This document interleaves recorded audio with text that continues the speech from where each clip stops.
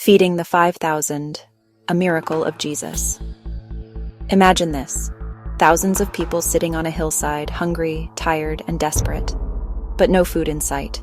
Only 5 loaves of bread and 2 small fish. Humanly impossible. Yet in that very moment, Jesus was about to show the world that with him, nothing is impossible.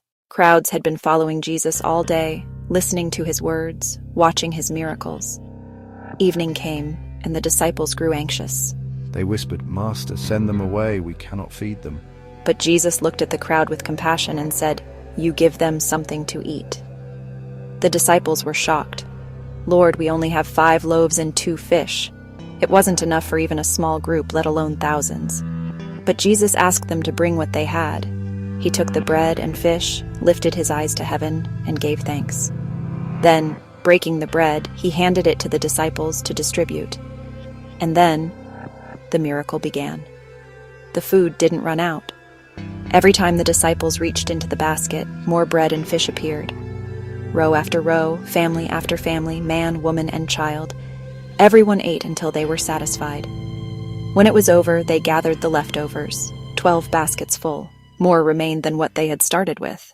This wasn't just about feeding stomachs. It was about revealing the heart of God.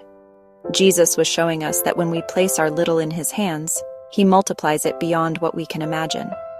So if you feel like your resources, your strength, or even your faith is too small, remember this story. In the hands of Jesus, little becomes more than enough.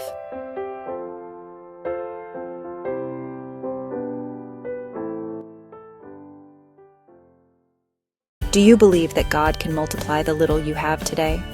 If this story touched you, share it with someone who needs hope. And don't forget to follow for more powerful Bible stories that will strengthen your faith.